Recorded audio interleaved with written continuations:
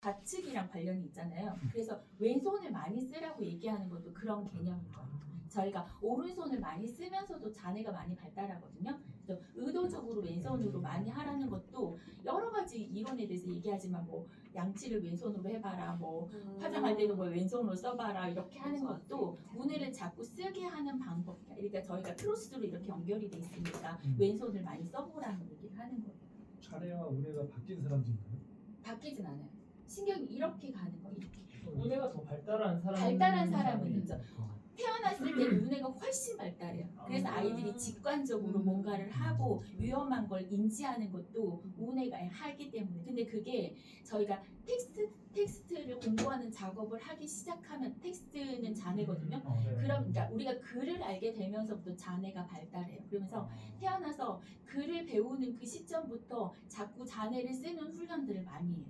그러면서 그러니까 우뇌가 이렇게 생기다가 하면서 이렇게 되고 자뇌가 이렇게 발달하는. 그래서 우뇌가 늦게까지 활성화되는 애들이 약간 똑똑하다라고 하거나 창의적이다라고 얘기를 하는 거예요. 최대한 글을 늦게 배워야 되는데 우리나라 엄마들이 글을 최대한 빨리 가르쳐요. 그래서 그러니까 핀란드나 이런 그러니까 교육적으로 선진국인 나라들은 최대한 글을 못 읽게 해요. 7세 이전에는 글자를 아예 가르치지 않아요. 네. 그래서 얘네들이 굉장히 창의적으로 발전해요. 핀란드 아이들이 굉장히 행복지수도 높고 하잖아요. 걔네들은 7세 이전에 교육 안 해요. 그러니까 어떤 나라들은 7세 이전에 글자 교육을 아예 못 시키는 나라들도 있어요. 글자 교육 안 하는 유치원을 가는 게 좋겠네요. 네네. 그래서 어렸을 때 뭐 수학 유치원 보내거나 뭐 이런 거 그래야 있잖아요. 되는데. 그런 것들 많이 근데 하는 게 영유에 왜 이렇게 뭐냐면 줄 서 있어? 네. 그러니까요. 근데 그게 영유 같은 경우도 마찬가지인 게 뭐냐면 그런 아이들이 초3, 초4 가져서 학교에서 영어를 배우잖아요. 똑같아져요. 맞아. 근데 그렇게 제가 상담하면서 말씀드려도 영유 다닌다고 얘기하면 애들 와가지고 저희 이제 지금 라스북에 보면 영어책이랑 한글책이랑 있는데 송도 매장에 오면 엄마들 영어책 무조건 내밀거든요. 그런 애들 다 똑같아지는데 아무리 얘기해줘도 안 들려요. 그리고 초3, 4 가가지고 한 놈이나 안 한 놈이나 똑같아지는 그 시점에 이게 뭐지? 라고 생각하는 시점이 돼요. 그래서 이제 애기 아빠 있으니까 글자 교육은 최대한 늦게 그거에 크게 신경 쓰지 않으셔도 돼요. 다 똑같이거든요. 저희 초등학교 때 지금 글자 모르는 애들 있어요? 없거든요. 근데 그거는 이제 멘탈 관리도 같이 해야 되는 게 필요한 게 뭐냐면 저희 큰애 같은 경우는 선미산에서 그 공동육아 했단 말이에요. 아, 그래서 진짜요? 네. 온 산을 다 뛰어다니고 이렇게 했는데 그러니까 에너지가 엄청 뿜뿜됐을 거예요. 그러니까 초등학교 1학년에 딱 앉혀놓으니까 왜 거기에 이제 유치원까지 책상도 없었어요. 그러니까 앉아있는 거 얼마나 힘들었겠어요. 그러면 그리고- 초등학교 때 일로 온 거예요, 다시로? 네네. 유치원까지만 간 거예요? 초등학교 들어갈 때 제가 사업을 망했죠. 근데 저는 이제 그쪽 이제 공교육으로 갈 계획이 1도 없었기 때문에 그렇게 쭉 키웠는데 여건이 그렇게 돼 이제 공교육으로 가게 된 거예요. 그랬더니 초등학교 1학년 생들 진상을 만나가지고 애가 너무 질문을 많이 한다. 질문 좀 못하게 해달라. 그래가지고 아침마다 애 붙들고 공교육은 질문하면 안 되지. 누나 질문하면 안 돼. 넌 눈이 왜 공짜 교육은 보내면 안 선생님은 돼. 눈이 30개를 비싼 교육을 보내야 네가 돼. 질문하면 안 돼. 그거를 저는 이제 유치원 때는 엄청 창의적인 교육을 하다가 그래. 매일 아침 붙들고 아, 네. 매일 제가 초등학교 1학년 때 3, 4월에 매일 학교를 불려갔어요. 근데 그게 힘들어. 선생님이 힘들기 때문에 어쩔 수가 없는 거야. 30명이니까. 우리 땐 60명이었잖아. 걔를 이렇게 손을 뜨는 거구나. 질문하면 안 돼. 질문은 누구한테 하는 거야? 엄마한테 하는 거야. 집에 가서 엄마한테 이거를 계속 가르쳤어. 그래도 엄마가 해주니까. 악동 뮤지션이 네. 우리나라 교육 안 받고 그래서 그렇게 걔는 살았는데 교육 안 엄청 창의적이 나온 그 하는 거 보면 되게 계속 창의적이거든. 몽골에서 놀았잖아. 그러니까 그런 애들이 이렇게 그런 교육을 할 수 있게 만들어줬어야 되는데 우리는 진짜 공장형 아이들만 키우고 그래서 대기업을 가잖아 다. 다 대기업 갔잖아. 그래서 그렇게 키워줘서 대기업 간 거 아니야. 이제 와서는 왜 우리 애들은 창의력이 없고 우리 애들은 왜 개발 못하고 우리 애들은 왜 못하느냐를 얘기를 하는 거예요. 그래서 애들이 선진국의 교육을 받으면 다시는 우리나라에 돌아오지 않아요. 맞아요. 내 아이는 그렇게 키우고 싶지 않거든. 그러니까 다 나가서 안 들어오는 거예요. 그거다. 핵심 인력들은 다 나가 있는 상태에서 우리나라 뭘 발전하길 바라느냐는 거고 아까도 그 정치인들 얘기했잖아요. 그들은 다 이 나라에서 애들 키우지도 않아요. 맞아. 그리고 우리나라 교육에 관심도 없고 그들이 생각하는 건 뭐냐면 시키는 대로 잘하는 아이들, 공장형 아이들만 있었으면 좋겠고 그런 아이들이 자기 회사에 와가지고 시키는 대로만 잘했으면 질문하지 좋겠다라는 않고. 질문하지 않고 그래서 어떻게 키워야 되는지도 저희가 조금 고민할 필요가 있는 것 같아요. 그래서 자네는 고정됐고 실체를 규정하고 통제되는 걸 굉장히 좋아하는 거고 문해 같은 경우는 흘러가는 강물이라고 보시면 돼요. 그래서 잘 붙들고 있어야 나랑 같이 잘 있어요. 그래서 그 부분에 대해서 생각을 좀 가지고 계시면 좋을 것 같고 그래서 문해를 자각하면 자각할수록 삶의 균형이 생긴다고 보면 돼요. 근데 이거는 저희가 악기를 잘하는 걸 책으로 배울 수 없잖아요. 그렇죠? 몸으로 하는 거. 제가 엄마들한테 그 얘기를 제일 많이 하거든요. 저희가 아이들을 수영장 앞까지 데려오는 역할을 할 수 있고 나는 수영을 잘 하는 방법을 아이한테 쭉 설명해 줄 수 있다. 그런데 아이가 물속에 들어가지 않은 이상은 수영을 터득하실 방법이 전혀 없다. 마찬가지. 똑같아요. 근데 문해는 이유를 따지진 않거든요. 그래서 언어와 판단 없이 있는 그대로 그냥 내 몸을 맡겨주면 돼요. 맡기면 되는 거고 대신 떼어 있으면 되는 거고 그게 몰입의 상태가 되는 거예요. 저희가 그런 거 있죠. 책을 보다가 이거 책이라고 하면 공감해. 애들 같은 경우 게임하면 쭉 빠져가지고 진짜 미친 듯이 하고 있는 상태 있죠. 불러도 모르고 밥 먹으라 불러도 모르는 그 상태가 몰입인데 그게 문해가 활동하는 상태예요. 그러면 그러니까 외부의 그런 것들이 전부 차단된 상태로 온전히 나한테 몰입되어 있는 상태. 그 상태를 만들 수 있어야 공부에도 효율이 굉장히 많이 올라가고 저희가 어떤 일을 할 때도 좋고 그리고 문해가 전반적으로 깨어있는 시간이 가장 활성화되어 있는 시간이 어제 동영상 보여주셨잖아요. 그것처럼 잠들기 20분 전하고 깨어있는 20분이 가장 좋아요. 그러니까 뇌파에서 얘기하는 게 뭐냐면 잠들어 있는 상태는 델타파라고 하고 지금 우리가 활동하는 상태를 알파파라고 하거든요. 그리고 그러니까 완전히 각성된 상태를 베타파라고 하는데 알파파하고 델타 사이에 세타파 상태가 있어요. 세타파 상태가 잠이 들라 말라 하는 상태, 깰까 말까 하는 상태가 있는데 이 상태가 무의식이 열려 있고 의식도 열려 있는 상태예요. 그래서 그런 얘기 혹시 들어보셨는지 모르겠지만 아인슈타인이 아이디어가 생각이 안 나면 선잠 자거든요. 선잠을 어떻게 자냐면 구슬을 들고 자요. 구슬을 들고 잘라 말라 하는 그 타이밍에 아이디어가 계속 솟는 거예요. 근데 잠들어 버리면 안 돼. 잠들어 버리면 잊어버리니까 걔가 그래서 구슬을 들고 있다가 그 구슬이 딱 떨어지니까 잠들면 걔가 떨어질 거잖아요. 그 타이밍에 확 깨는 거예요. 그래서 지금 생각난 걸 적는 거예요. 그리고 잘 보시면 뭐 대기업 이런 사람들 뭐 조찬 모임 하고 이런 게 왜 그러냐면 저희가 이제 생활학적 시간으로는 4시에서 6시 사이가 세타파가 가장 많이 활동하는 시간이에요. 그래서 그 시간에 깨어 있으라고 하는 거예요. 그래서 나는 3시에 일어나요, 4시에 일어나요 하는 사람도 있잖아요. 그게 의도적으로 그 시간대에 나를 노출하는 거예요. 그리고 자기 전에도 마찬가지로 자기 전에는 10시부터 2시까지가 해마가 활동하는 시간이거든요. 해마는 하루에 있었던 나한테 들어왔던 모든 정보들을 다 리마인드를 한번 해요. 리마인드를 한번 해서 버릴 거 버리고 저장할 거 저장하고 이런 활동을 하면서 전체의 정보를 리셋하는 작업을 하거든요.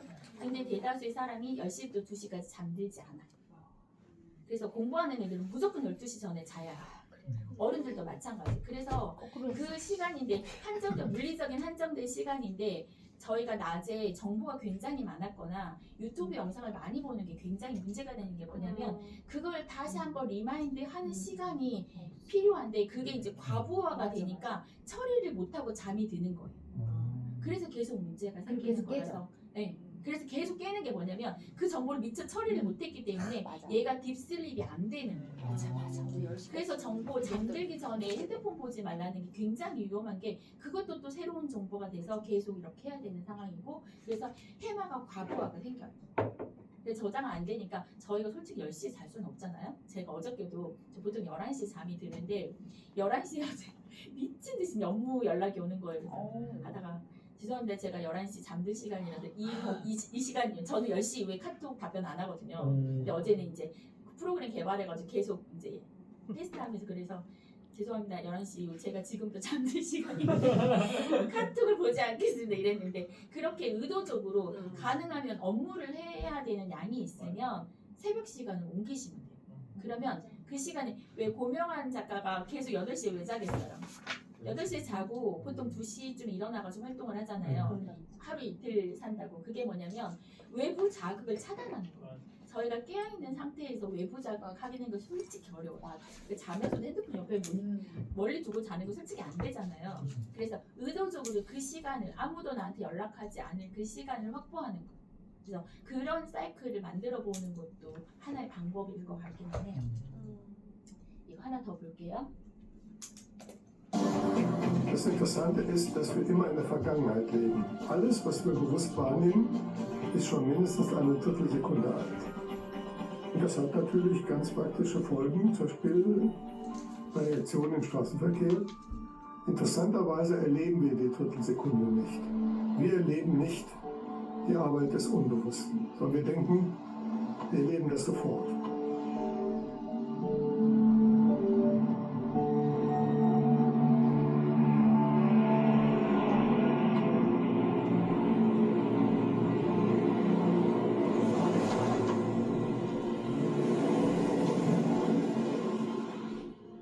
우리가 뭔가를 볼 때마다 광선의 다발이 동공을 통과해 망막에 닿는다.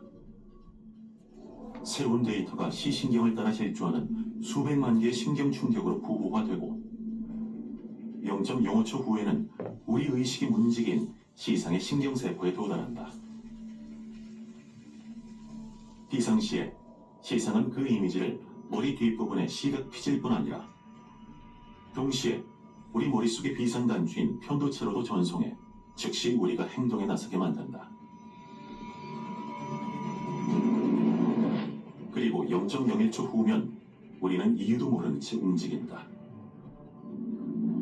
다음엔 무의식의 영역에서 그 이미지를 분해야 한다. 특수신경세포들이 색과 윤곽 등을 분석해 그 결과가 경험의 데이터베이스를 통과하게 한다.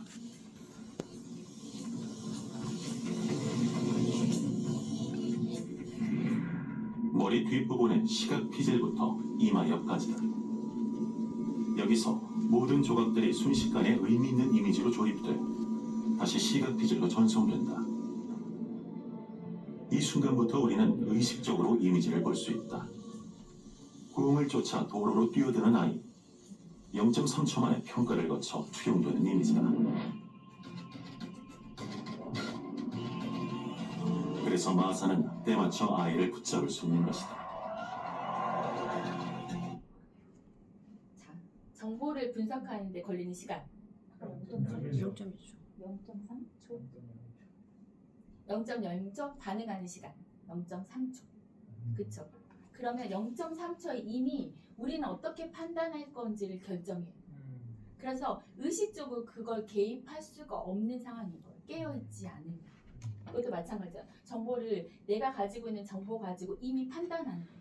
이거 실험하는 거 있거든요. MRI에 사람을 집어넣고 오른쪽 단추 누를 건지 왼쪽 단추 누를 건지를 이미 밖에서 모니터링하는 과학자가 먼저 이 사람 오른쪽 누르겠구나 왼쪽 누르겠구나 하는 거.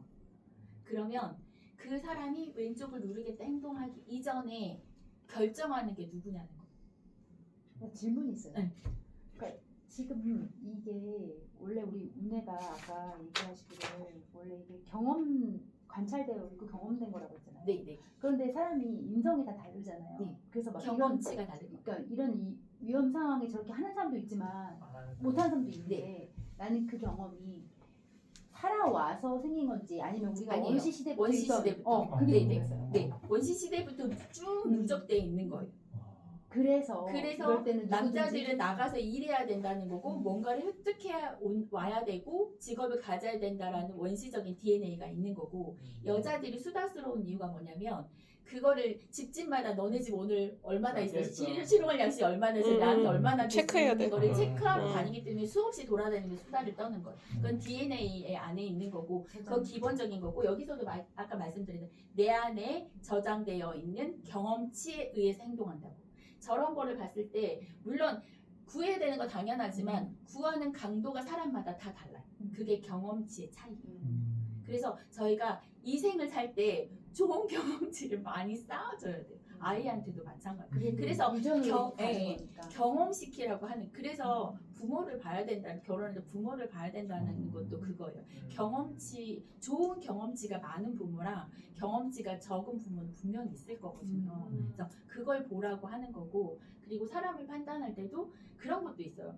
아 저 사람 저렇게 행동하면 되게 기분 나쁘네 하는데 아 저럴 수밖에 왜 다를 수도 있다라는 게 그게 그런 경험 그거인 거예요. 아 이 사람이 의도적으로 그런 건 하는 건 아니지만 그런 경험치에 노출이 많이 됐던 사람이라고 하면 저희가 조금 측은지심이 들 수 있는 거예요.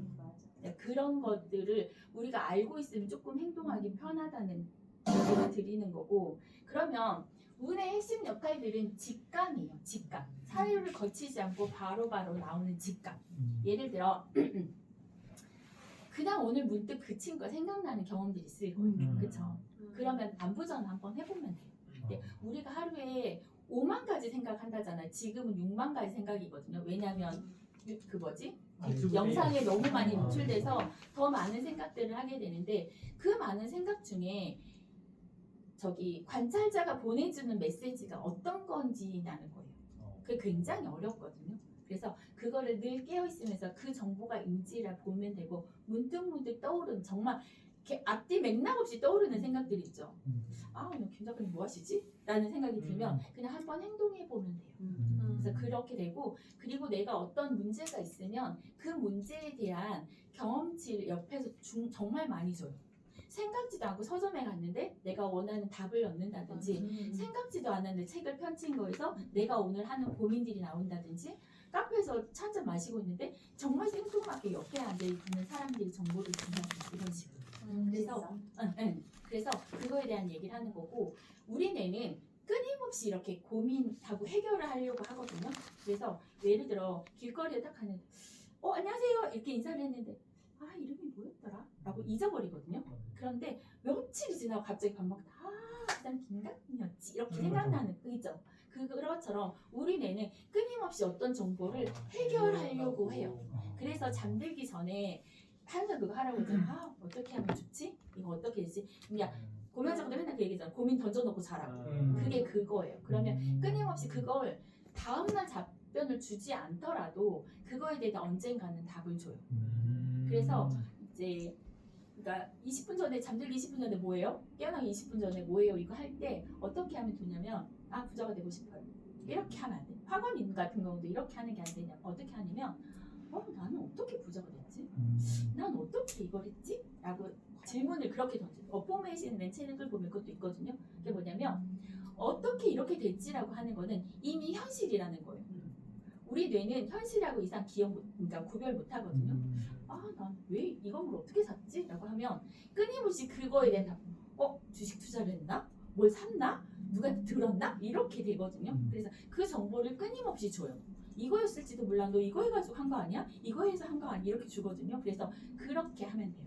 그리고 아침에 일어났을 때도 가장 좋은 상태로 하는 거. 조 디스펜자 그 책 있어요. 누구나 뭐 초자연적이 될 수 있다. 조 디스펜자 그 영상 올려주신 그분이 진짜로 그거는 의학적으로 될 수 없는 상황인데 매일 아침 심상화를 한 거예요. 심상을 자기가 일어나서 걸을 수 있다는 거. 네. 근데 아까도 말씀드렸듯이 우리가 머리카락을 내가 자라게 할 수 없고 뭐 어떻게 손톱을 자라게 할 수 있는 것도 없잖아요. 그런데 그거는 세포들이 알아서 하는 거니까 세포들이 그렇게 움직일 수 있도록 계속 끊임없이 메시지를 주는 거예요. 그럼 얘네들이 이렇게 아까 여기 뇌에서 보면 스파크 계속 일어나잖아요. 걔네들이 이렇게 전기와 전기로 신호를 주는 거예요. 그래서 그 신호를 잘 줄 수 있게 하는 거는 그걸로 계속 얘기를 해주는 거. 뼈가 어떻게 붙었지? 어떻게 붙을 수 있었지? 뼈가 이렇게 붙었네? 그리고 나는 일어났네? 그거에 동반되는 게 가장 중요한 게 뭐냐면 감정이에요. 감정. 그래서 항상 감사하라고 하는 게 뭐냐면 그 감사에 업돼 있는 주파수에 나한테 계속 노출하라는 거예요. 그게 공명이거든요. 왜 기분 좋은 사람들 우리는 여기 오면 에너지 얻고 가잖아요. 근데 어떤 데 가면 진짜 에너지 빠지는 데가 있죠. 그러면 공명되는 거예요. 그래서 항상 좋은 사람을 만나고 좋은 곳에 가고 좋은 대화를 할 수 있는 사람을 찾으라고 하는 게 나도 그 주파수 때에 나를 올려놓으라는 뜻이에요. 그래서 항상 좋은 사람 만나야 되고 좋은 장소 가고 좋은 음식 먹고 좋은 생각하고 그래야 세포들이 그걸 반응하는 거예요. 그래서 항상 생각할 때도 나 왜 이렇게 되는 일이 없지? 라고 끊임없이 얘기하면 세포들이 뭐냐면 그 상태를 만들어줘요. 되는 일이 없는 상태로. 그래서 말을 함부로 하면 안 된다고. 늘 상황들 계속 만들어. 왜냐면 내가 원했으니까. 나의 의도는 그건 아니지만 내가 내뱉은 그 말을 가장 많이 듣는 사람은 나인 거예요. 그래서 항상 말 조심해야 된다라는 거. 이름도 재수라고 하면 안 되는 이름도 재수라고 아, 지금. 그럼요.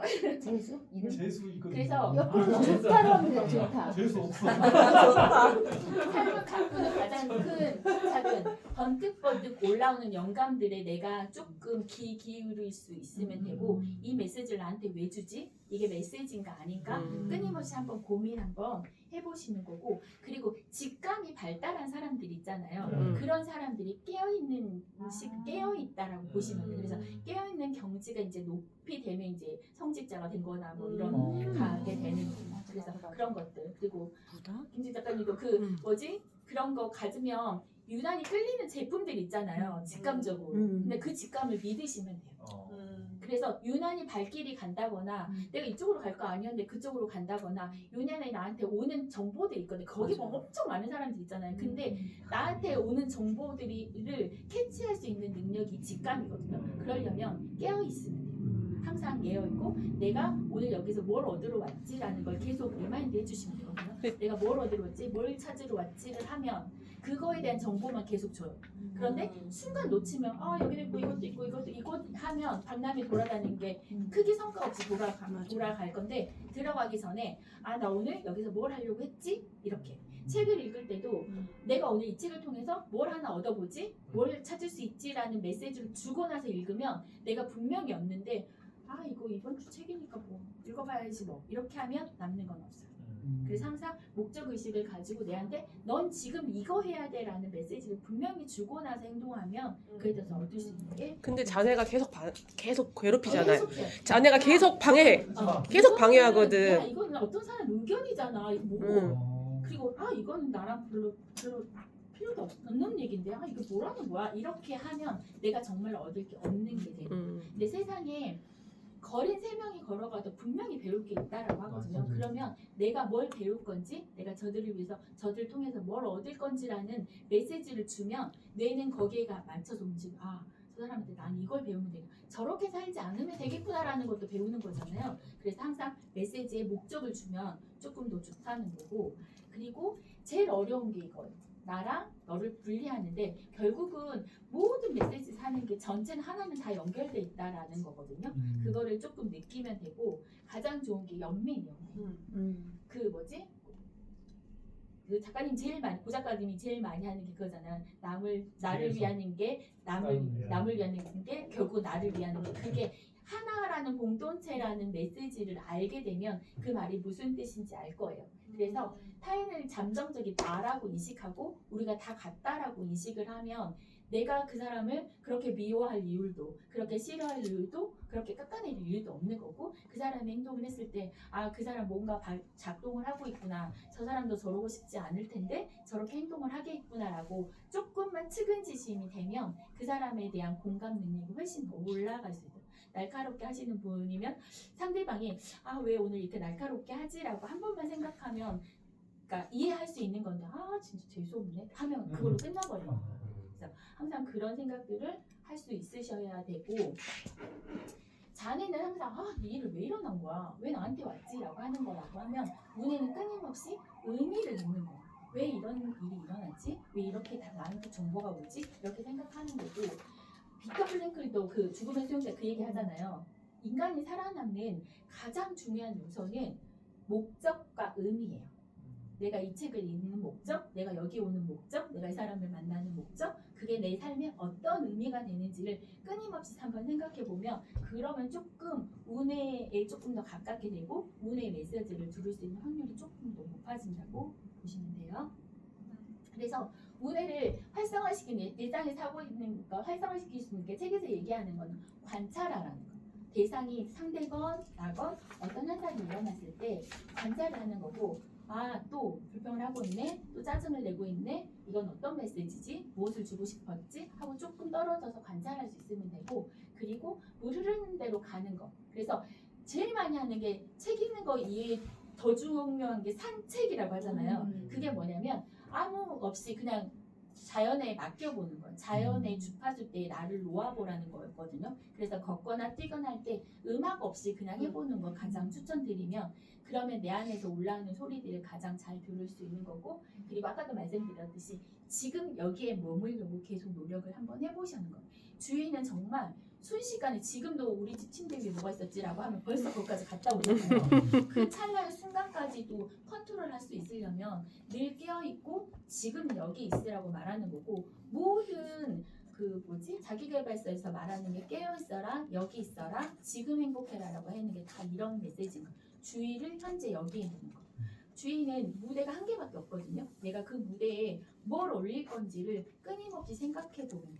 그래서 내가 지금 이 무대에 분노를 올릴 건지 화를 올릴 건지 행복을 올릴 건지는 내가 할 수 있는 거라고 생각하시면 돼요. 그래서 깨어 있으라고 하는 거고 그러니까 음식 먹을 때도 애들 요즘 그게 제일 안타까운데 음식 먹을 때도 핸드폰 보고 하잖아요. 그런 거 하지 말고 이 맛이 어떤 건지 느낌이 어떤지 입안에 닿는 그 면적이 느낌이 어떤 건지 이거를 계속 하는 것도 깨어있는 걸 연습하는 방법이거든요. 그래서 커피 한 잔을 마실 때 오늘은 향이 이렇네 맛이 이렇네 목 넘김이 이렇네 라고 느끼는 걸 또 오늘을 깨우는 방법 중에 하나예요. 그래서 그런 거를 해보시면 좋겠고 이렇게 머릿속에 계속 떠드는 그런 불안 얘기가 결국 나는 아니라는 거고 내 안에 여러 가지 중에 하나인데 그 아이한테 나의 지금 현재 상황을 맡길 건지 그런 걸 생각해 보면 좋겠고 조용하게 자기 관찰자가 돼보는 연습을 해보시라는 게 이 책의 메시지예요.